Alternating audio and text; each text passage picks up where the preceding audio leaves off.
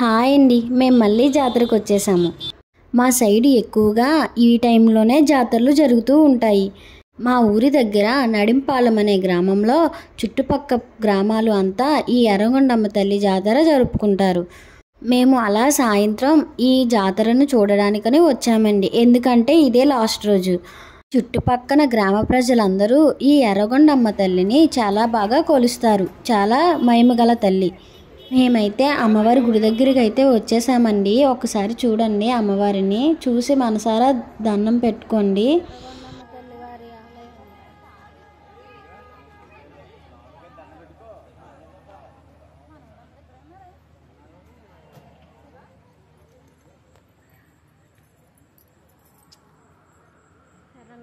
తల్లి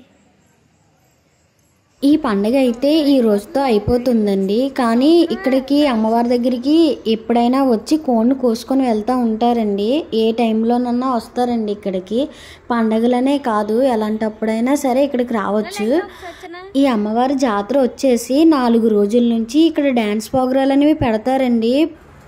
మేము వచ్చిన రోజు D17 విన్నర్ భూమిక అయితే వచ్చారండి. తర్వాత పల్సర్ బైక్ రోమనా అంటారు కదండి, సాంగ్స్ పాడతారు కదా, ఆయన అయితే వచ్చారు. ఎక్కడైనా డ్యాన్స్ ప్రోగ్రామ్ అనేది నించోని కదండి చూస్తాము, ఇక్కడ అలా కాదండి.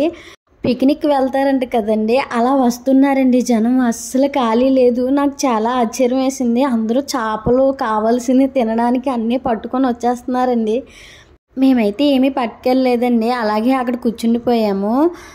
అక్కడ చుట్టుపక్కల గ్రామ ప్రజలంతా ఇలానే 4 రోజుల నుంచి కూడా డ్యాన్స్ ప్రోగ్రామ్స్ అనేవి జరుగుతున్నాయంటండి. ఇలాగే చేపలు తెచ్చుకొని ప్రోగ్రామ్ అంతా జరిగేంత వరకు ఉంటారంటండి. కొంతమంది అయితే పడుకొని ఫోన్లు నొక్కుంటున్నారండి, కొంతమంది అయితే పడుకొని చూస్తున్నారండి ఈ డ్యాన్స్ ప్రోగ్రామ్.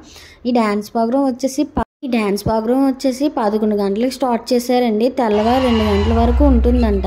భూమికి అయితే వచ్చేసిందండి స్టార్టింగ్. చూడండి.